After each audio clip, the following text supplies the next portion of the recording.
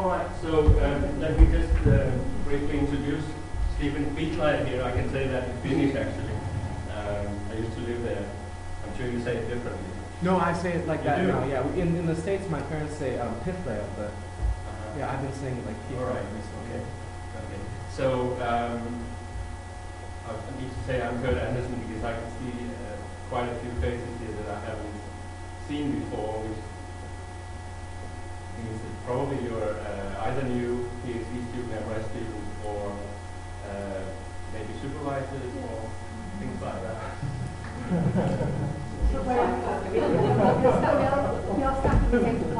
All right. All right. Okay.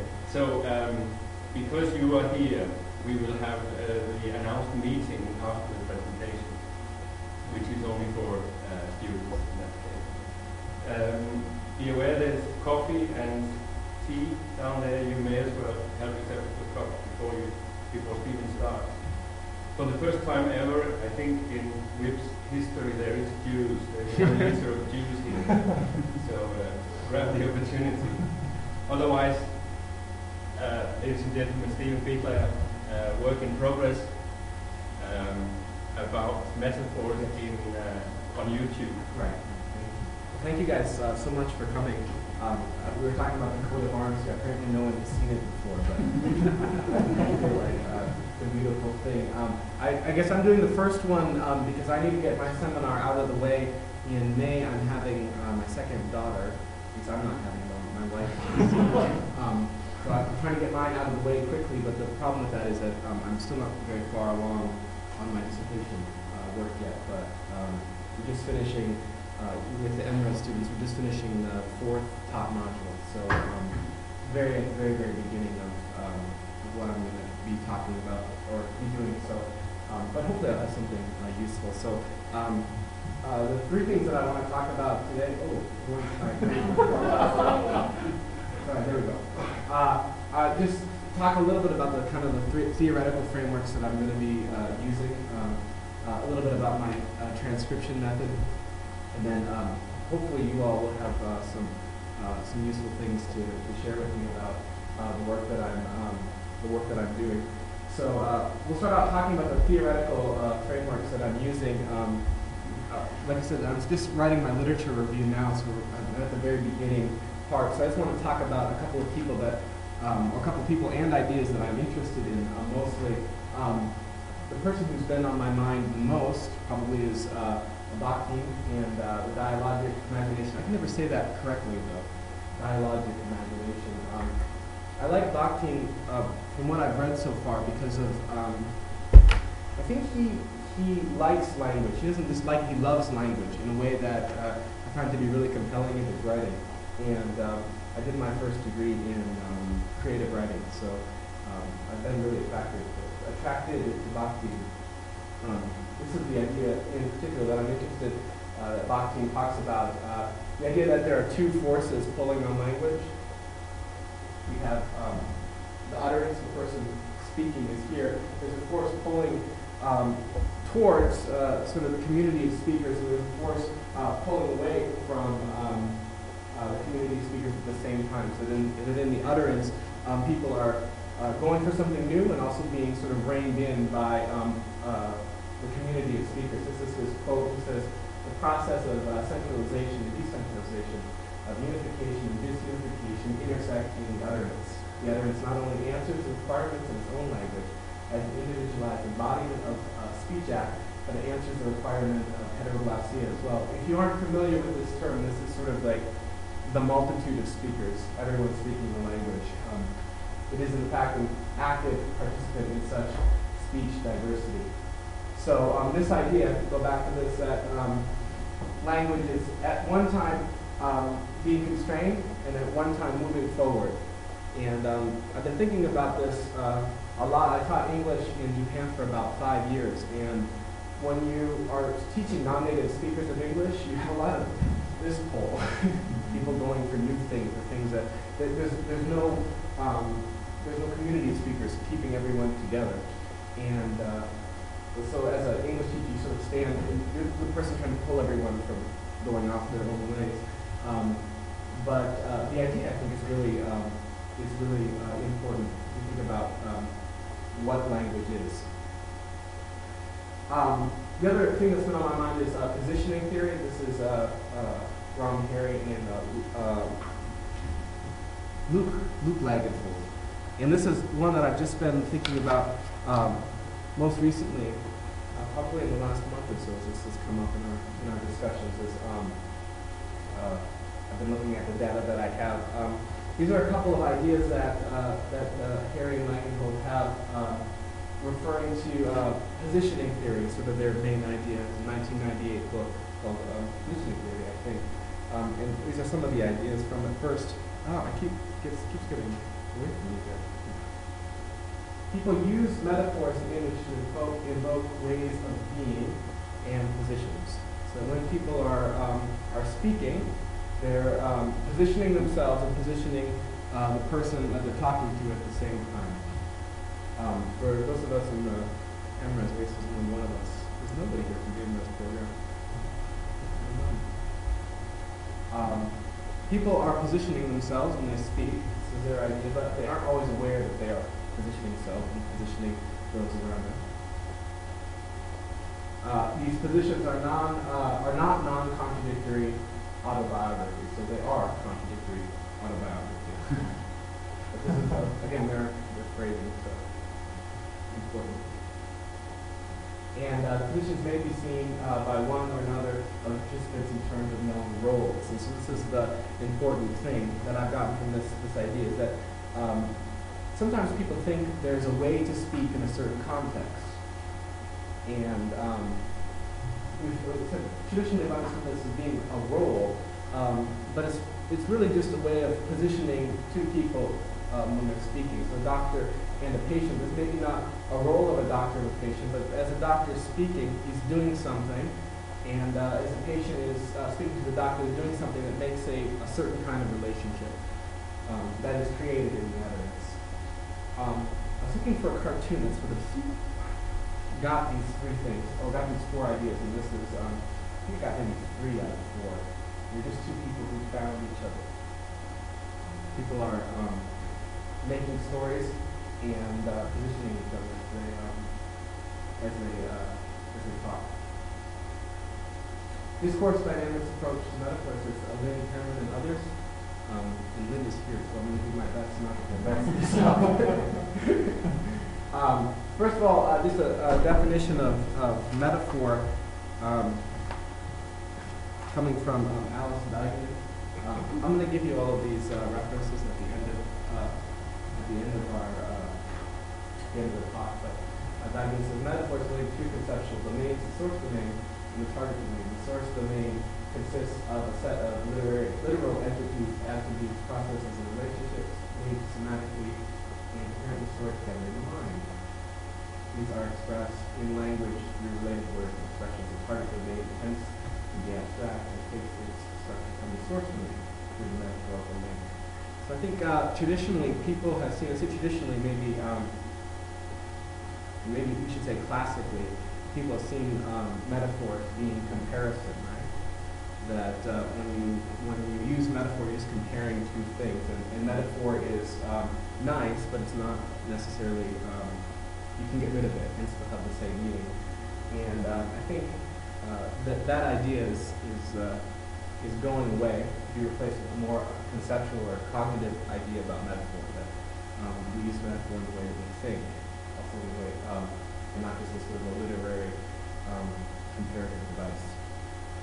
This is Diamond's definition of metaphor, which I think is useful, but what I'm using in my analysis is a method developed by Keynes, which is a collection of metaphor scholars, and they can probably say who that all stands for, but they're 7 or 8 different scholars, and Keynes is the first letter of each of their first names, correct?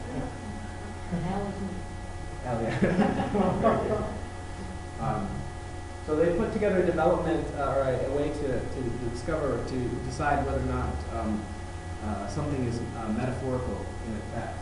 And it's a sort of a 4-step procedure to doing that. The first 2 ones are the simple part.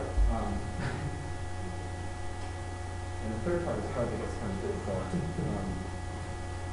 So let's look at this. It says, as we look at each lexical unit in the text, we establish the meaning in context.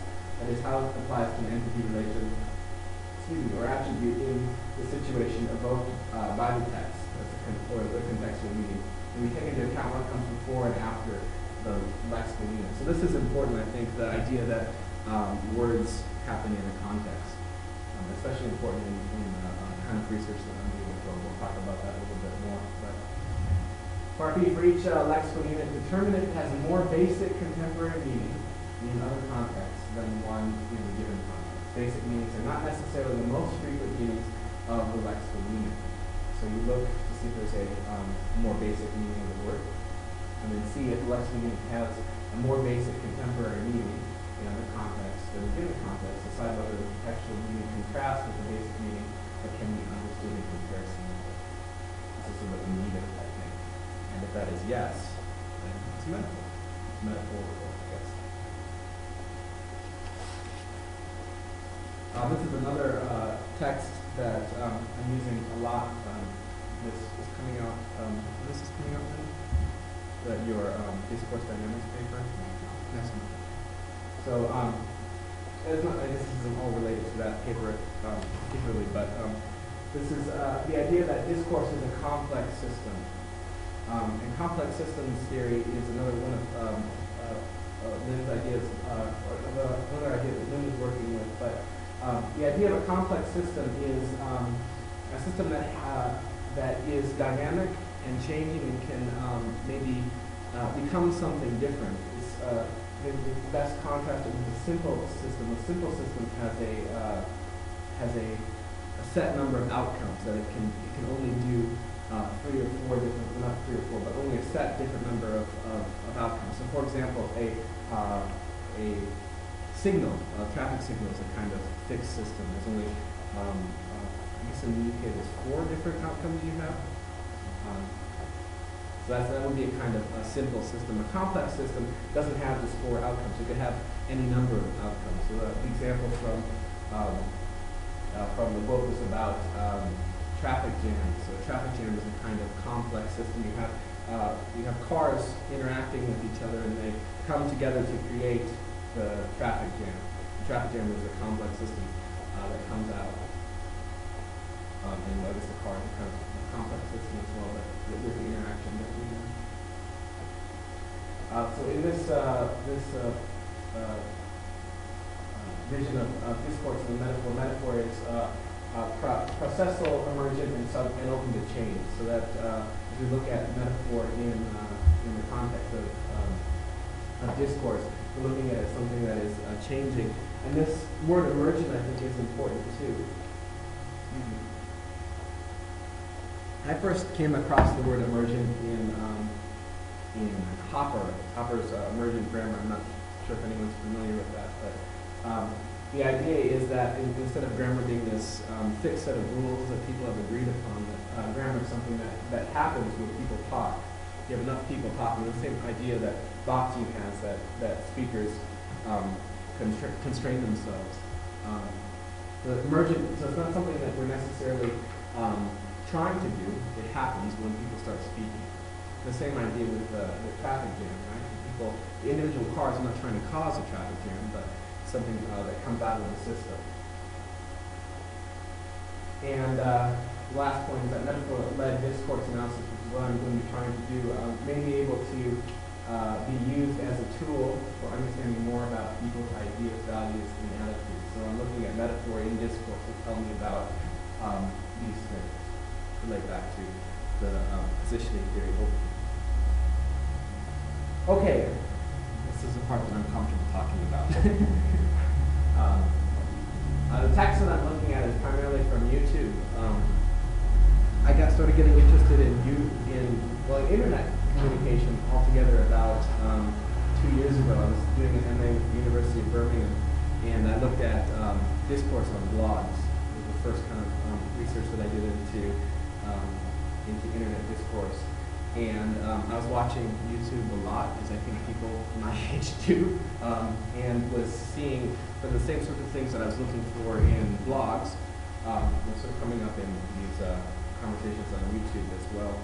I was also interested particularly in religious discussions, and so I started watching. It started with just one person whose discussion whose channel I was watching, and it sort of grew into this much bigger thing. And I realized that there were a lot of people talking about religion on YouTube. And I've actually never made a vlog before. Vlog is a video that you would post on YouTube addressing people. I've never actually made one. I do have a YouTube channel, but these videos of my daughter, but I'm not really an active participant. This is a YouTube home screen for those of you who haven't seen it before. I'm sure most of you have. But, you have the videos that come up on YouTube. You are able to subscribe to different channels. So this is my subscription list of atheists and Christians and everything in between. This is what you would see if you were to sign into YouTube. And each one of these links here is a video. And if you were to click one of those links, this is what you would see. This is a video on YouTube. The name of the channels up here, the user who created it. There are two kinds of text that the user would create. This is the first one, would be a video, and inside the video you may have a video of the person, or you may have a video of another person. This is a video of another person inside of this guy Sarah Hahn's video. He's actually beginning the video speaking, and then he quotes somebody else. But this person actually being quoted inside of another person's video. So this happens quite often in YouTube, that people will quote somebody who's quoting somebody who's quoting somebody. And so here is another user being quoted by another user. And he will create the video. We have the title of the video here. Here's a description of the video there. If you look at the bottom where it says more info, if you were to click that, more info would come down and there would be tags there, so topics that relate to the video. And then if going back, so if you were just to scroll down, what you would see next is this. And we have up here video responses. So somebody can watch the video and then they can respond to the video by making another video. And you see two people have done that for this user right now. So that's one of the ways that they can respond to the video. I'll go back actually. Another way they can do it is rating it here. There are 5-star ratings. I don't think I rated this video. The view count is also important. That goes up on lists of most viewed videos, most popular videos. People can also favorite it, share it, and you can also share it across the web too, on MySpace or on Facebook. I'm also interested in this, how these ideas start here. You may kind of grow out and become something much bigger. That's one of the ways you can interact with it. You could also produce a video response, or you could put a text comment in there as well. And this one has 70 text comments, although you can see here, one person has at least 6 comments. And then, again, this way that it keeps going back and forth, back and forth. So when you come in, and you can make a text comment, and then you can respond to a text comment if you want to as well. You can also rate the comments as being good or bad. There's a lot of rating that goes on YouTube. This is how I started finding text, or how I was looking for text. I told you I started out with looking at one channel or watching one channel. And from that channel, I looked at that person's subscriptions, who was commenting on that person's subscriptions. Or that person's videos. I was looking at who was posting video responses. So these lines, I just named this diagram. The lines would show any sort of relationship between them that I could see. So commenting would be a kind of relationship. So I think I did most of it through subscriptions. So if I started here, and this guy was subscribed to this person, and this person, and this person, I would subscribe to those 3 people and start watching their videos too. And from watching their videos, I would move on. And before you do this, or you do this for a little while, and I think I have about 115 subscriptions now. You can't watch that much, obviously, to stay sane. one problem with this kind of research, but that's how I started out. And as I was doing this, as I was watching these videos, I started to think about groups. And you see, I put on this slide a group of Christians and a group of atheists. And this is how I kind of wanted to conceptualize it. But actually, as I think more about this, and I did this without even thinking about it. I saved this slide instead of throwing it away because I thought it was important to show how I started thinking about this. And I put a line between them. So this grouping thing of Christians and atheists is actually something in my mind that I put on this data. Because if you talk to, or if you watch any of these people's videos, maybe they don't see themselves quite that simply. And I think it probably looks more like this, actually, just people interacting with each other. So instead of saying atheists and Christians interacting on YouTube, it should be people interacting about issues of faith on YouTube. Or about issues of religion, or issues of God, whatever you want to put it on. Instead of putting them in a group, I think it's better to see it this way. There are other places where grouping actually is something that people can do. So on some blogging sites, you can join a group. If you wanted to be a part of the atheist group, you could be a part of the atheist group. Or on Facebook, you could be a part of the whatever kind of group you wanted to. And then people would be self-associating themselves or associating themselves with a certain group. This doesn't happen on YouTube though. So I think it's best to think about it this way. This is how I decided on videos to put into my analysis or something, or the threads that I wanted to specifically look at and analyze. I was looking for videos comprised of a dialogue, and I defined a dialogue as at least one primary video and one response. So going back, somebody made a video and somebody then made a video response to that. And then I wanted a response to the primary user to the response. A response by the primary user to the response. We had one person, one level, there was a response, and then the person who made the first video responded to that second video. And what I wanted to see more than anything was a going back and forth. I didn't want it to just be 1, 2, 3 and then ended. I was looking for something that was unfolding a little bit more. I was also looking for dialogues that were people who didn't self-identify with the same group. Although again, like I said, the group mentality is probably a little bit,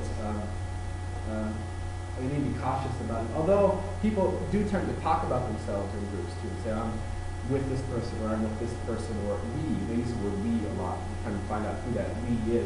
So, although there aren't physically groups on the website, people talk about themselves in groups as well. Yeah. Throwing a question. Yes. Already. How do you determine whether they self-identify or not?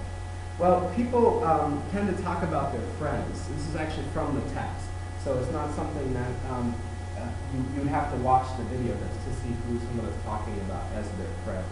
And sometimes it's really clear, sometimes it's not. I think in the thread that I'm looking at, where these criteria I used on the thread that I have, that I'm using to analyze, and it becomes quite clear that these two people don't associate with the same group. But yeah, I think that is a problem. But again, in this case, you can see it doesn't really affect the one that I'm looking at specifically. The thing I was looking for was stability, because on YouTube, people can put a video up and then take it down, and that's really, really annoying if you're trying to analyze it, because you have to download everything then. And as you download it, you start to get into these questions of whether or not it's actually an ethical thing to do or not. I have really strong opinions about that, but I'm not going to talk about them in this presentation. The point being that just to solve that problem, it's easier if you just find people who don't take their videos down, and then you don't have to worry about it. This is the video that I wanted to show you. I'll give you a little bit of prompting about the two different people in this. This person that you're looking at right now, his name is Fake Sagan. That's his screen name. He's Fake Sagan, and he is he's an atheist. We're talking about in these groups about atheists and Christians. He's an atheist, but he makes a good point, or makes a strong point of saying he's not a secular humanist. He's an atheist, but not a secular humanist, meaning his atheism to him is the way he describes it. It's not as important. It's not something that's a badge that he would consider himself really proud to be an atheist. And actually, a lot of the other people in the atheist community, they use that term atheist community, don't really like them. But there's a lot of reasons that I think he's kind of caustic too, as well. That's one of the other issues. But Anyway, he would not put himself in that atheist community, I don't think. He's an American, lives in Seattle, I think. He's about 29 years old. The second person in the video is a guy named, his real name was, I guess, not important. His screen name was Jesus Freak 777. So he self-associates with the Christians, but also he is kind of out-group as well too. Recently, he's kind of gotten in trouble with some of the people who are a little bit more extreme because he tends to talk to atheists and not only talk to them, but he befriends some of them, so you can consider them friends as well. And that's some people on YouTube, not some of the more fundamentalist Christians, not an okay thing to do. But he's kind of out-group as well.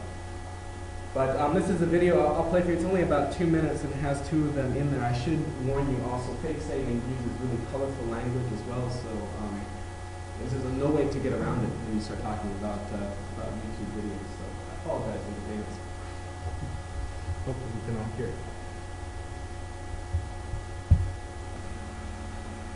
Well, what you took issue with is that,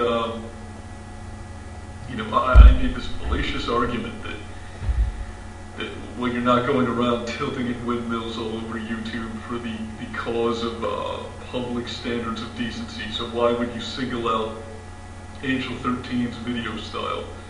And you made the analogy, well, isn't that like getting pulled over and telling the cop, why are you giving me a speeding ticket when this guy's getting murdered over here?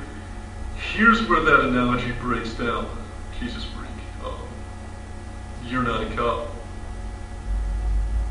It's not your place to tell anyone how to make their fucking videos or question what they do with parts of their body. Alright, that's not you're a pious asshole. Concerning me being the self-appointed Pope of YouTube. Now, I know Renetto is the king of YouTube, according to himself. He appointed himself the king of YouTube. And that's fine. We all know Michael Jackson appointed himself the king of pop. Well, I've never appointed myself the king of anything or the pope of anything. I'm merely a Christian here, trying to make YouTube a better place. What I'm trying to do is I'm trying to save people from people like you, my friend. Now, fake Sagan, you're a nice guy, but I believe you are leading people away from God. You are leading people down a surefire path to hell. So, I, on the other hand, will come onto YouTube, and I will try to clean YouTube up as best as I can. This is sort of the kind of videos that I'm looking at. Like the context of that, I don't think is as important as the sort of the way they're talking to each other. If you start talking about context of these videos, the stories are quite long, actually. And I think another interesting study to do would be kind of a history of YouTube, following somebody and writing sort of history of it. But if you start talking about this, you start talking about this person's been on YouTube, fake Sagan's been on YouTube for maybe 3 years. So the stories upon stories and interactions upon interactions. But you can kind of see how they interact with each other from that short clip.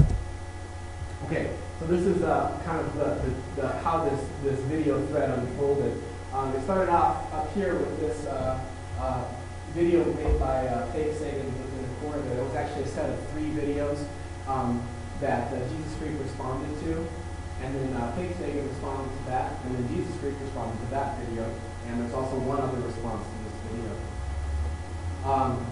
The 2 main videos of this thread are the ones that were responses to this video by Jesus Freak, where fake Sagan makes the 2 videos called Jesus Freak thinks he's the Pope of YouTube. You see, I'm getting into how people position each other using metaphor, but these are the 2 responses to Jesus Freak. And from that, this is the second video on the very bottom there. There was one other response, and then Jesus Freak made a response called Am I the Pope of YouTube? Which was part of the video that we just saw. And then there were all these responses to it.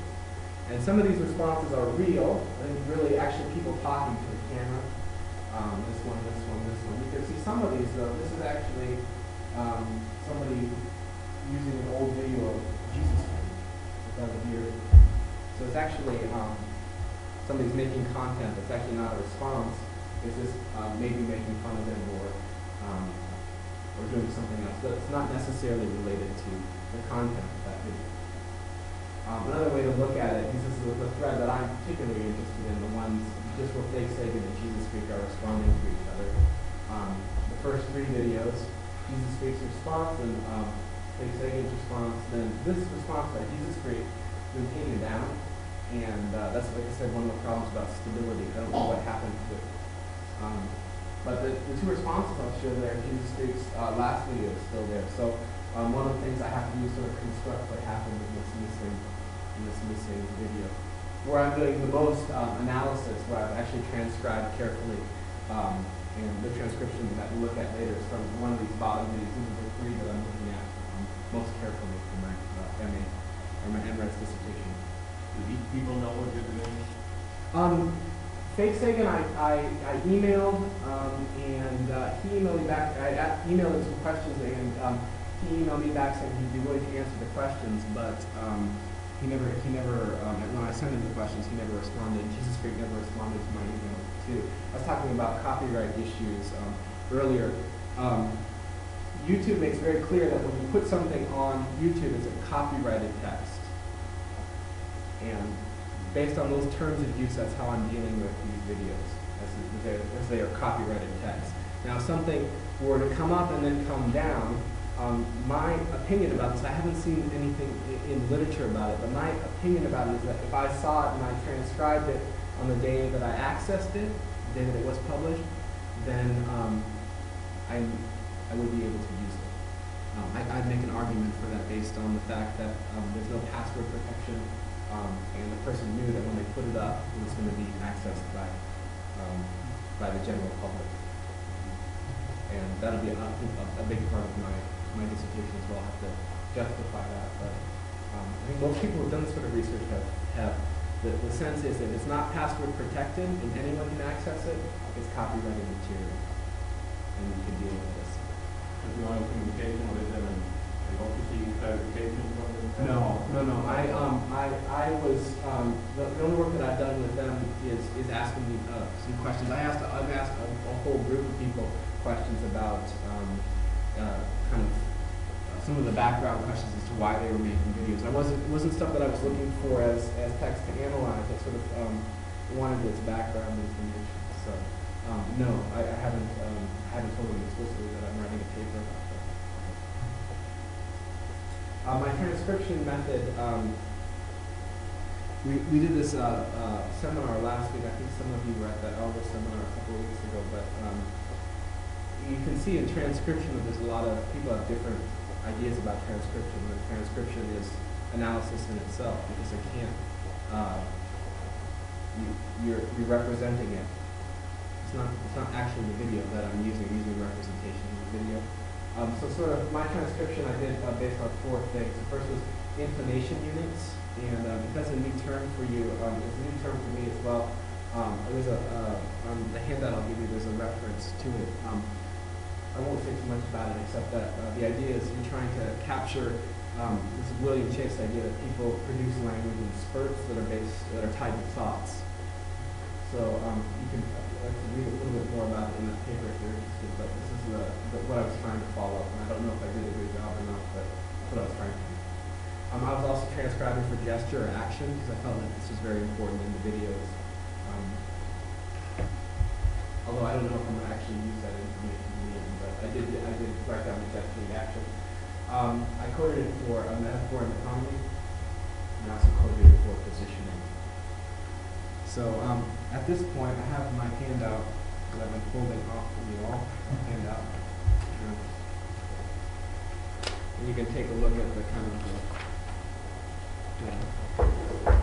what my transcript looks like.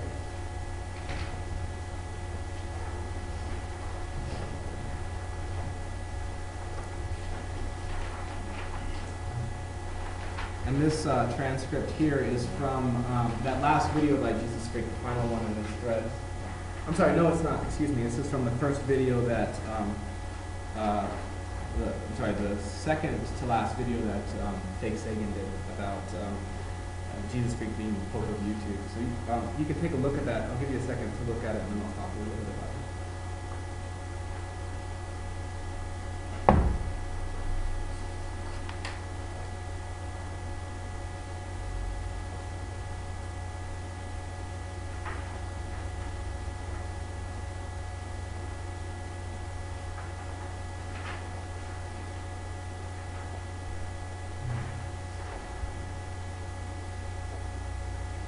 So let me just walk you through sort of what I was trying to do here. In the first column, I did this on Excel, I'm using an Excel spreadsheet, but the first column is the time in the video, the second column is the intonation unit, and that's just 1 through 600 or however many there were in the video. Then the transcript is in that third column, and that is, again, like I said, broken out based on intonation units. I also made another column for tone, which I've used a little bit. It's been important, I think, in some places. Like, for example, in this case, Fake Sagan is singing one of the lines, so something's important to note that he's singing. Then I have the action in the fourth column, which is also a difficult thing to do because when you start talking about gestures, how do you describe this? There's this, at some level, you're going to only be so precise about it, and I haven't taken a real close level of precision to it. I've tried to describe what I'm seeing the best that I can. I'm not sure if when I go back and look at it again, maybe I'll want to change it to be more precise. But for now, this is what I've done. I talked about positioning, how people were positioning, whether or not they're talking about themselves, talking about their partner, or talking about the YouTube community in general. I'm sorry, after I get past the actions, this is sort of the codes that I'm putting on the lines of the intonation units. It was important. Fake Sagan insults a lot, which is interesting. Fake Sagan, there's a lot of insults in his videos. Jesus Creek hardly ever does a direct insult to somebody, unless you consider you're a nice guy, but you're leading people to hell. It's a kind of different way of talking, which is another thing that's come up in looking at these threats. But Fake Sagan will say something really mean to them, and Jesus Creek will say something really mean, but in a different way, which I think is interesting. One of the things that I'd like to look at in my analysis. A quotation is also important, whether or not they're trying to give a direct quotation, which they do sometimes in the reading comments, or if they give an indirect quotation like, "Oh, you said this," and that's really interesting too for how they're positioning their partner or themselves. It's not a very accurate quotation, as you can imagine. Then I have the metaphor and the metaphor vehicle, and if there's two metaphors in one line, I have another column for that. And again, these are not these metaphors we've gone over, I think, one time in a supervision meeting, but we haven't really. There's a lot of things, a lot of gray area, obviously, to talk about. Clarification. Yes. I don't want to hassle you. No, it's okay. If you take second one, which is what will people say? Yep. And then you have indicated an insult, and then you have metaphor one, you just say, and then you say Yeah. Why did I choose this? What makes say a metaphor? What kind of metaphor is it, and how does it become autonomous? Right. Well, I think in this case we could just say that say is it depends on what you mean by say here. It's just a spoken thing to somebody else, something you say to somebody else. In this case, I think say could also have the meaning of gossiping in this line. So I think in that case, there's maybe two meanings to the word say there, and that's why I count it as an autonomy. It could be actually physically saying something, but it could also be a metonymy, meaning more to gossip or to maybe to say could be writing, it could be making a video. It could actually just be. It doesn't necessarily have to be just a spoken act. Whereas I think the basic meaning of say is to verbally speak something. Does that help? Yeah. Like I said, I think you can argue about it. Yeah. But I've chosen to mark it here as we come along. Here are sort of the preliminary findings, and I'll hurry up so we can finish up here. From the stuff that I looked at, I think I started out looking for metaphor in videos on YouTube, and I found metaphor in YouTube. You could. I've been thinking a lot about that too. Like, if you set out looking for something and you find it, how amazing is that? I don't know, but from what I've seen, that YouTubers do use metaphor to talk about themselves, talk about their roles on YouTube, but also to talk about YouTube as a place, I think is also very important.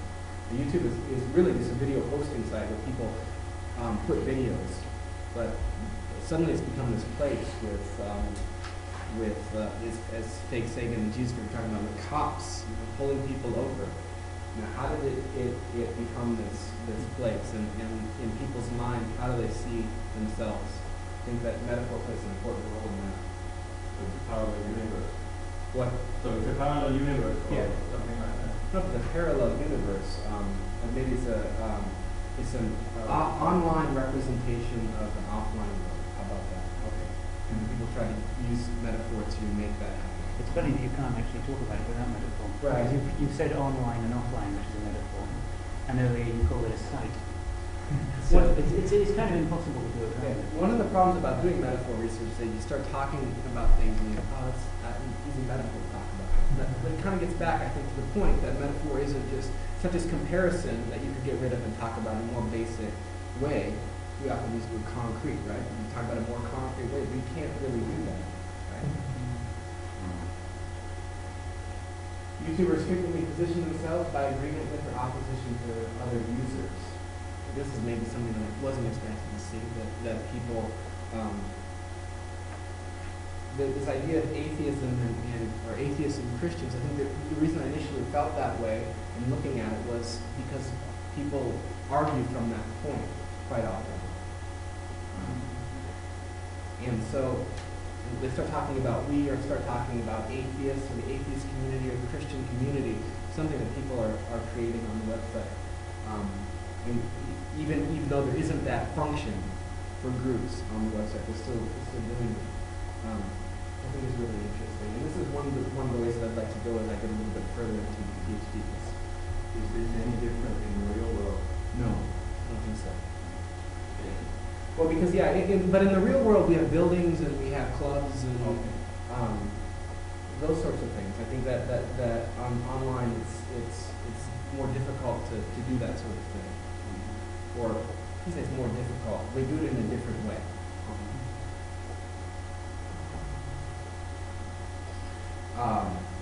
Like I said, I think that the positions that people take create groups and communities on YouTube.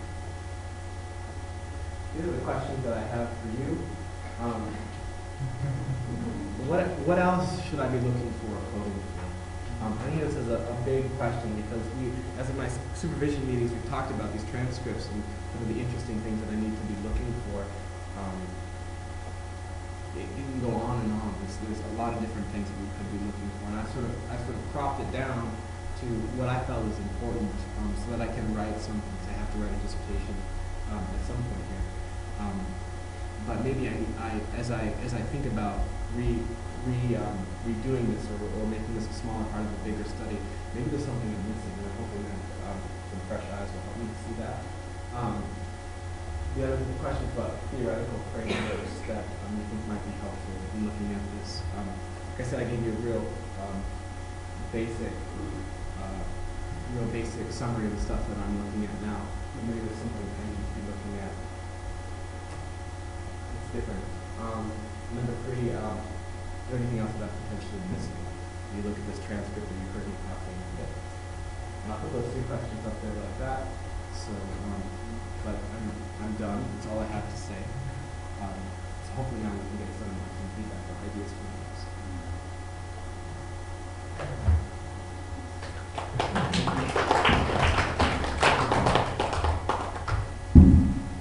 Yes.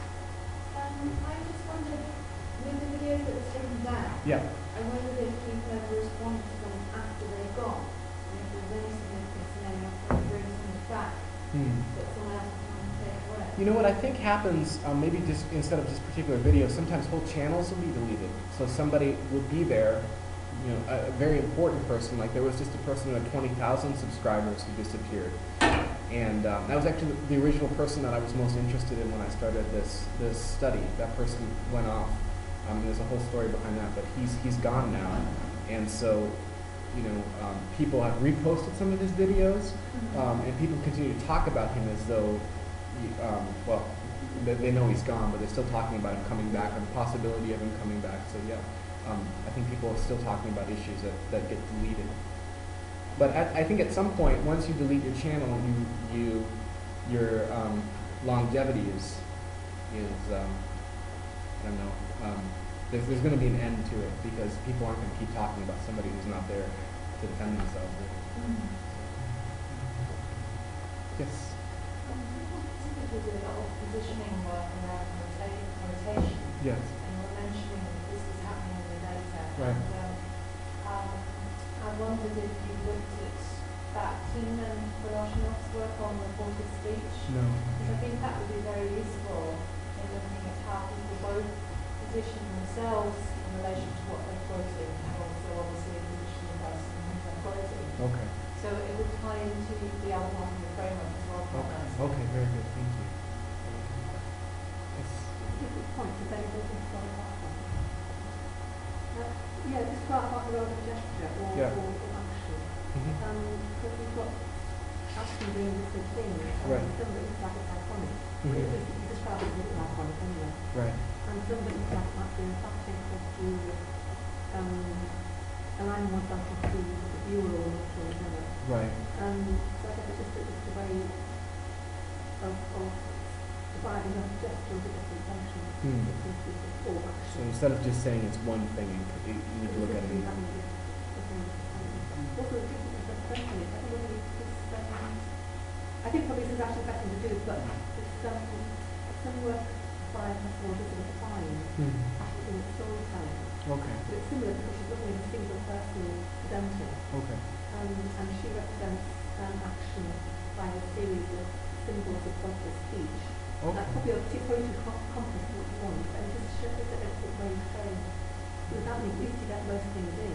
Okay. And you aren't being arbitrary. Right. And then of course you can depend on what you want to look at. Right. And great flux of stuff. I guess the problem that I've been having, and it'd be nice to see a system of actually writing that out, is how precise do you go? Is it you do eye movement as well? You know, how's eyebrows? Sometimes eyebrows are really important for what someone's saying. Yeah. And I feel like if I don't write all that down at a real precise level, then I'm picking and choosing. You know, I'm analyzing the text as I'm transcribing.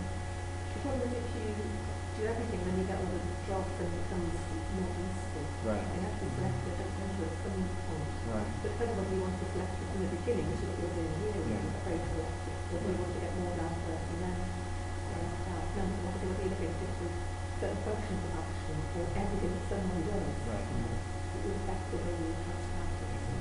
I think one of the things about transcription is that as you start to do it, it becomes very clear that you're making decisions all over the place about even to what degree I'm using words as opposed to sounds, you know, and it's difficult.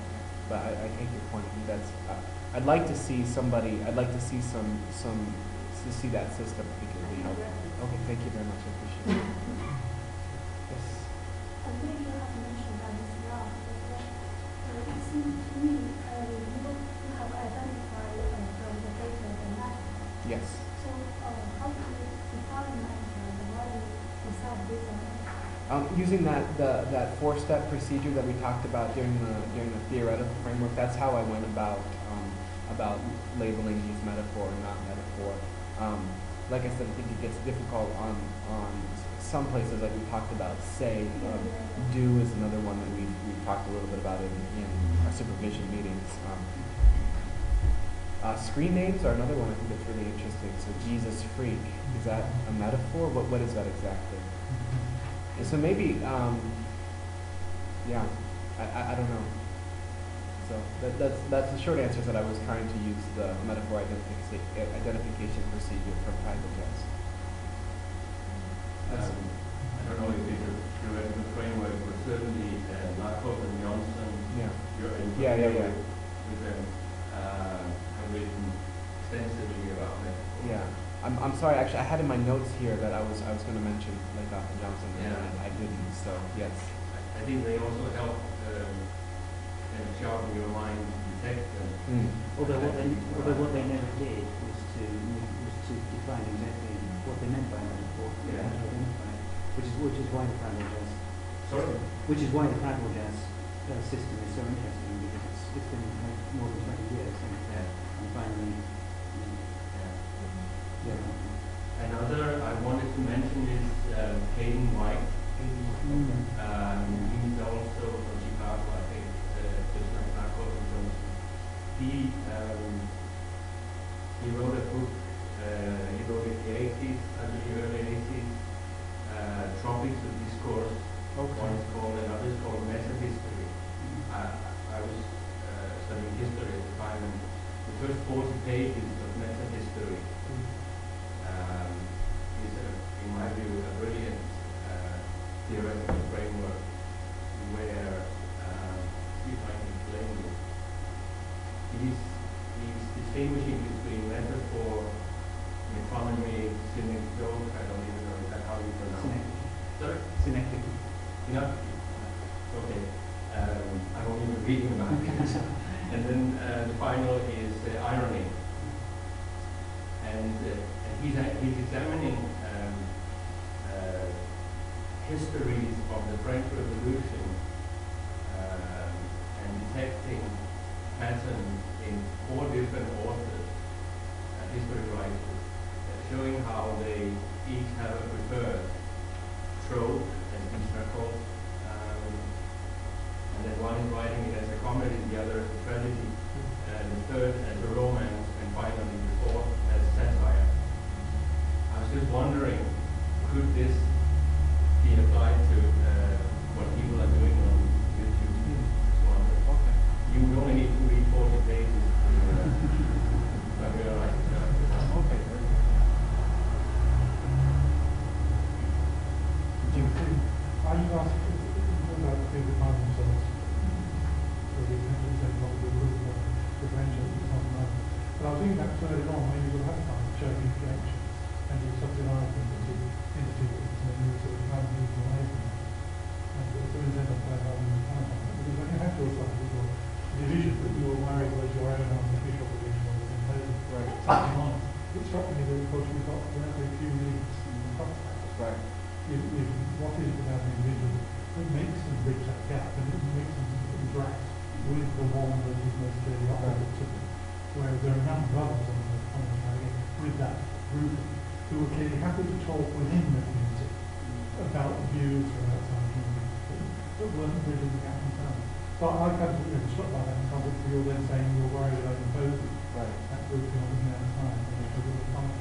Yeah, that diagram that I made wasn't scientific at all. I mean, it didn't have any, the number of links is not something that I've looked at. But I think, and this is just sort of from my anecdotal experiences, that I get the sense that there are some Christians are more subscribed to Christians and atheists are more subscribed to atheists. But I think the people who bridge the gap are sometimes people who are arguing, are interested in talking, but not for, well, it's generally arguments, like the kind of conversation that we're looking at today.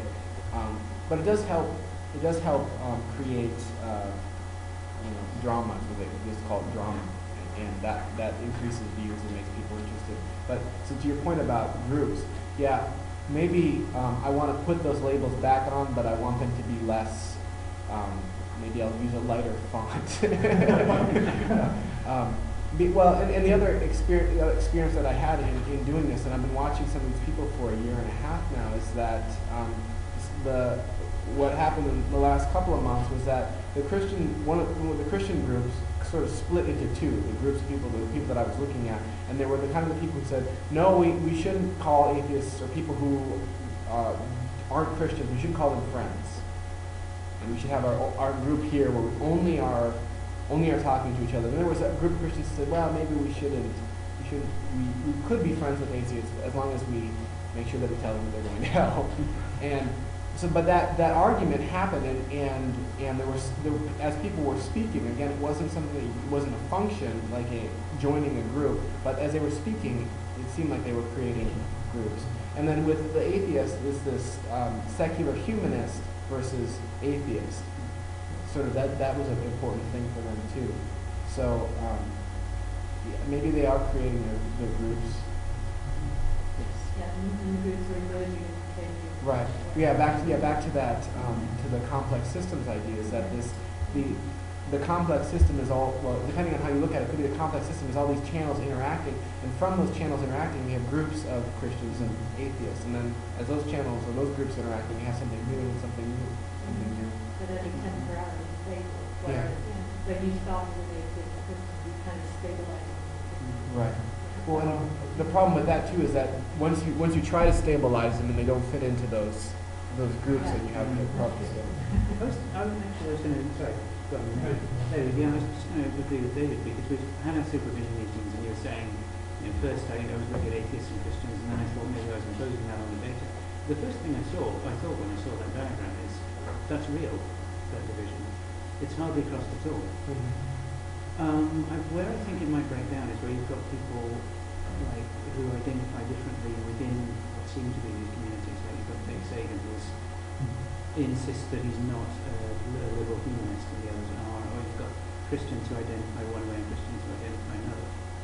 I wonder if it might be simplified if you classified people by the way they classified each other rather than the way they try and classify themselves. Yeah. Because I noticed in these comments people saying things like, you atheists. Yeah. Now, if he used to talk about himself, he might have more, he might insist that he's not a Christian but a Southern Baptist or something. Right. But if you put him into the group of people who say you atheists, then maybe that would kind of simplify the picture a bit. Yeah. Even if they don't declare themselves atheists. I mean, surely you need both. well, but the thing is that you could... You identify and also identify. What I meant was that maybe identifying yourself by identifying someone else is going to give a clearer picture, or a more... It's a dimensional picture, isn't it? Why should one be right? Because I'm thinking, for example, Bourdieu, who says that taste is first and foremost distastes. So you define Oneself against something. So you define yourself partly by listening to Mozart, but mostly by not watching The Crow, for example. That's the stronger one. I'm sure some people will find me as an idiot, but that doesn't mean that I accept that I am. No, but what I'm saying is that they define themselves by defining you as an idiot. And then the kind of people who define They would define people who would do that. Yeah. But does that then make, if someone says you atheist, does that then make, are they defining themselves as not an atheist? Yeah. Yeah, like non-atheist. I'm thinking about this as sparked into two forces.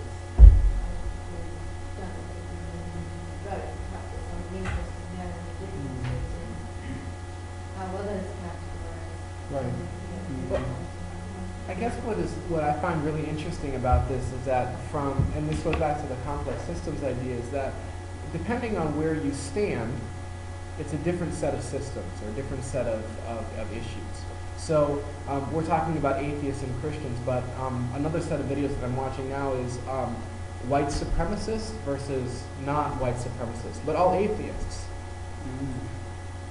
And so, but again, now you've made another classification. I guess it's the word classification that I like position better than classification, or position better than definition, because people are, when the situation that they are, the context that they are, they position themselves in a different place. So Fake Sagan may position himself as a certain person when he's talking to a Christian, then when he talks to the white supremacist, he positions himself in a different way.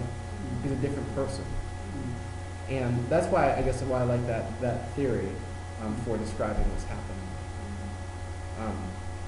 Because it can go, depending on how many, some of these people who make a lot of videos make a lot of different kinds of videos, different subjects of videos. So there may be the ones that they're interested in religion, or ones that are interested in politics, interested in comics. I mean, there are different things you could look at.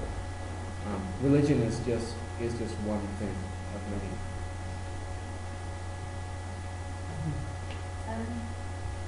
You talked about the spatial metaphors, and it struck me listening to you how ubiquitous they are, even though it's spatial metaphors. Because positioning theory is clearly a social landscape metaphor, isn't it? Right. Seeing YouTube as a universal city or a delay of another one. And so what I'd be really interested to watch out for is the other metaphors that are not spatial used about YouTube, because I suspect there are very many, but they're not very interesting. Okay. Because the spatial one is so Right. overwhelming from our particular experience, it's what we use to understand the abstract. Right. Yeah, I'm trying to think of the ones that I've been transcribing for, if there's any that I've seen, and I have been focused on the spatial ones. And I should also say that the amount of data that I have is really, it's just these 8 videos, and I'm not even looking at all of them, just 3 of them basically. And so to really do a proper study of this, I think you'd have to, well, it's like anything, you have to make it bigger. And so hopefully this is the beginning of a PhD study, and it will be bigger eventually. But yes. Which is supposed to be your major framing, positioning or metaphor? That's a good question. I don't know yet because I haven't written it up yet. And you know, at this stage, you take ideas and you try them out and see if they work. And I think you're right. In the MRes dissertation, there's a limited amount of space that you have. You can't do everything in it. I'd like to be able to. Your question sounds a little bit like you think that maybe you can't do both, or you think that maybe I can't do both. No, But it's quite a genuine question. I mean, an open question. Yeah. Because there seem to be these 2 things that you're interested in, Yeah. and they sometimes overlap. But I could think of lots of ways you could look at positioning, which might not necessarily be to do with metaphor, like if you were going along a recorded speech Right. route. Right. And metaphor is done presumably has lots of other functions as well as positioning. Right. So it struck me that they might take you in slightly different directions. It would be, I would imagine it would be fine in the MRes dissertation to say there's these 2 interesting areas of, stuff that are emerging in the data. That once you get to a PhD, depending on you and your supervisors and everything, you might need to clarify a bit. Right. Yeah, I guess what I've been thinking up until this point is that I'm looking at specifically at that point where they overlap. That's what I find to be the most interesting point. But yeah, I don't know. I guess I have to think about that more. Can I ask a question about how you talked about how video response is sort of kind of dialogue Yes. between 2 people? Yes. But then on YouTube, it's obviously open to the public. Right. There'll be loads of comments and that kind of thing. Do you think that influences Yeah, how respond? Yeah, I think this is really important to think about. Is that I had been saying dialogue, but it's like a dialogue of me not talking to somebody who's, I'm going to record a message for somebody, they're going to come in later, but I'm talking to 8,000 people. Which some of these people, these videos that I showed you, I think they're at about 8,000 or 9,000 views. So there's a significant audience, right? It's more like an interview than it is like a private conversation. But yeah, I think that's important, and that gets back to that grouping thing, I think, where maybe people are trying to position themselves in a way that I don't know what people are trying to do, whether or not their focus, the stated focus sometimes is people want subscribers, they want to be popular. But I don't know what the reason for what they're doing is exactly, or what they think the reason is. So I guess that goes back, I'm sorry, to the point about talking to 8,000 different people. So from their point of view, are they trying to convert this person? Are they trying to talk to their friends in that crowd of 8,000? Are they trying to get more subscribers? Or is it some mix of those different things? I suspect it's probably that. It's a mix of those different things, or that it's different for each person too. Do you take all that sort of feedback that they get in the videos into how you're doing Yes, I have all the comments and at some point though the comments we have about on some of these videos maybe 600 comments, and so really to do that kind of analysis is difficult too. And I can't, the rating too, the other problem with the rating is I think it would be interesting to see how many people rated it 5 stars and how many people rated it 1 star. Because it's again two sets of people are watching this video and having different reactions to it. I think it might be interesting, possibly, if you really did some focus analysis Right. check particular phrases or stuff against to see if part of the position was done against one of these responses, whether I'm picking up something that's in response in the new video and then, reflecting it back in a particular way. Yeah, I've done a little bit of that with that phrase "Pope of YouTube" because that's the name of one of them, and how the phrase "Pope of YouTube" came up in the comments. I did a presentation on that last year about how this phrase "Pope of YouTube" it came from the video, and then in the comments people used it in different ways and said, "Oh, you're not the Pope of YouTube, you're the garbage collector of YouTube, and you're not this of YouTube, you're that."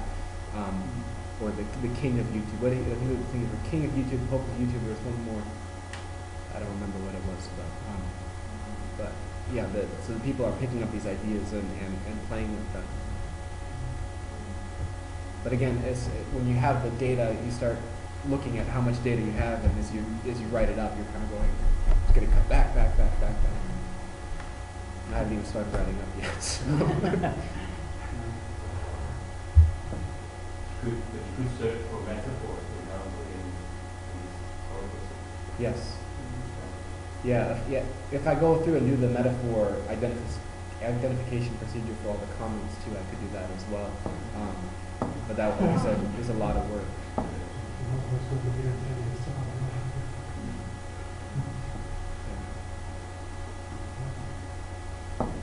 Okay, is that everyone? Any other comments? Okay, well, thank you all very much. I really appreciate it. Could you do me a favor? I'm sorry, I was going to be writing down what people had said, but if there was a reference that you felt was would have been useful for me, if you could email, I put my email address up there. It's actually on the transcript as well. If you could email to me, I would really appreciate that. On the other side of your, on the other side of your handout, I have some of the quotes that I use, and then some of the references as well. Thank you very much.